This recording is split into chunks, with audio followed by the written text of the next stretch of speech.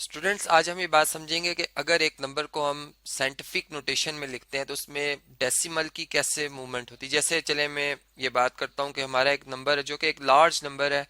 हम लिखते हैं जी 7 लाख, ठीक है। अब ये एक हमने नंबर लिखा, या चलें इसकी काउंटिंग करते हैं कि ये भी क्या है जी। अगर यूनिट प्लेस पे 0, ये 10 पे है, ये 100, ये 10,000 पे है, ठीक है। बल्कि 1000 पे है, ये 10,000 पे है, और ये लाख, 7 लाख हमने लिखा जी, ठीक है। अब ये जो कोई भी इसकी मेजरमेंट हो सकती है किलोमीटर, यानी अगर डिस्टेंस के हवाले से चले हम बात करते हैं, तो अब इस नंबर को अगर हमने साइंटिफिक फॉर्म में तब्दील करना है तो जारी बात है कि इसमें इस वक्त जो डेसिमल की पोजीशन है वो यहाँ पर है। ये बात याद रहे कि 10 जो है, 10 की पावर 0 जो है वो इक्वल टू, या कोई भी नॉन जीरो नंबर हो इसकी पावर 0 जो होती है वो हमेशा किसके इक्वल होती है जी, 1 के इक्वल होती है। ये बात हम जानते हैं। अब इसमें इस तरह से है कि सबसे पहले हमने ये बात समझी थी कि साइंटिफिक नोटेशन में जब एक नंबर लिखा जाता है तो इसके दो पार्ट्स होते हैं,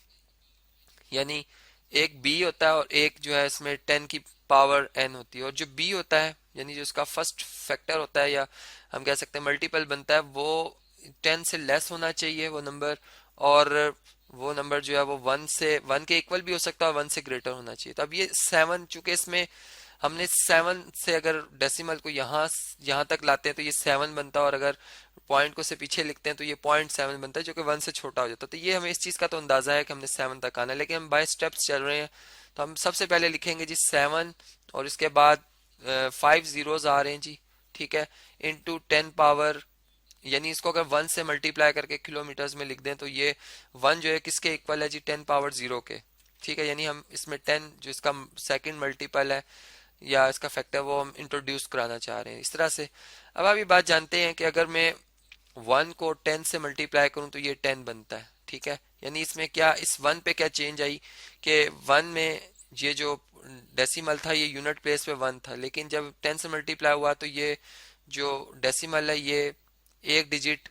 एक डिजिट जो है वो राइट पे मूव हुआ, और इस पे जो ये 1 है ये 10 प्लेस पे आ गया, ठीक है। इसी तरह अब इसमें हम क्या करेंगे कि ये पॉइंट इस जगह पर अगर हम इसको एक एक डिजिट पीछे ले आते हैं, एक प्लेसमेंट पीछे ले आते हैं, यानी 10 प्लेस पे ले आते हैं, तो इससे क्या इफेक्ट पड़ेगा कि ये 7 और इसके बाद 4 जीरोज आएंगे,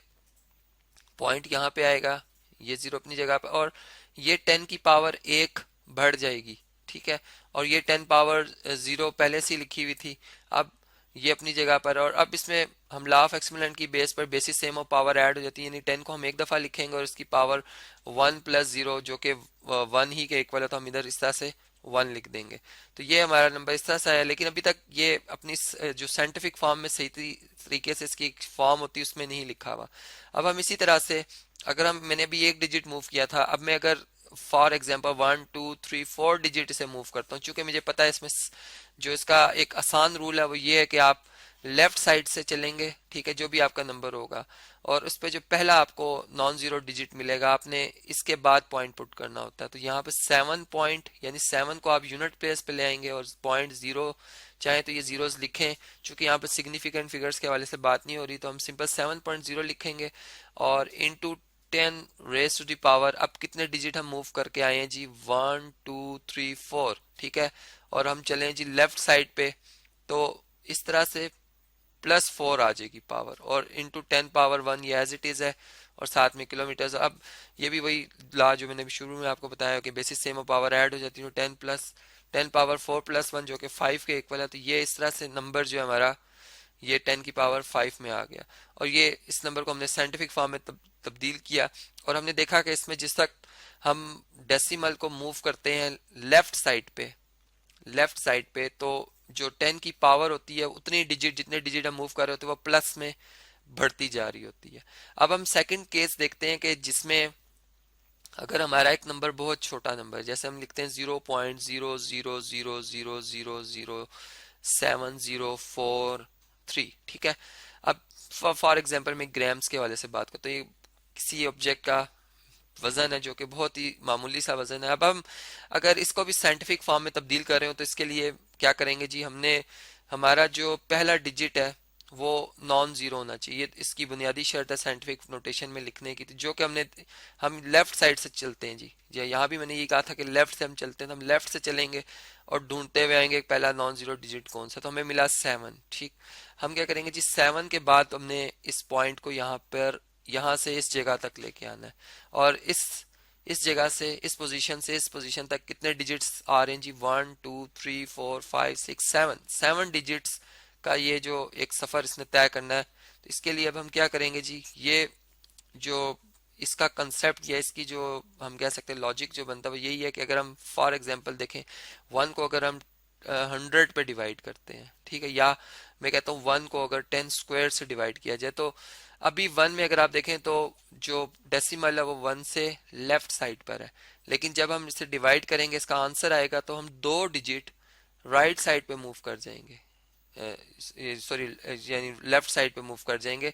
तो अब ये लेफ्ट साइड पे 2 डिजिट कौन से बनेंगे, एक 1 बनेगा और एक 0, यानी यहाँ पर डेसिमल आ जाएगा, तो ये इसका आंसर बन जाएगा। तो इसी तरह अब हम अगर इसके रिवर्स में सोचें तो ये पॉइंट हमने 7 डिजिट जो है वो राइट पे लेके आना है, ठीक है।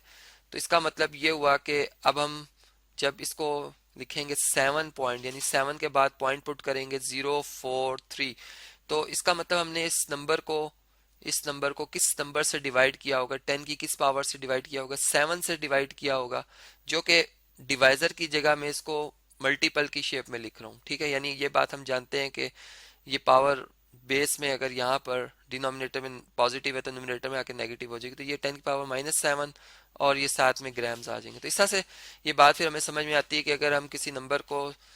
जब राइट यानी जिसमें डेसिमल की मूवमेंट राइट साइड पे होती है तो उसमें जो 10 की पावर बनती है वो नेगेटिव बनती है, और जब डेसिमल की मूवमेंट लेफ्ट साइड पे होती है तो उसमें 10 की जो पावर है वो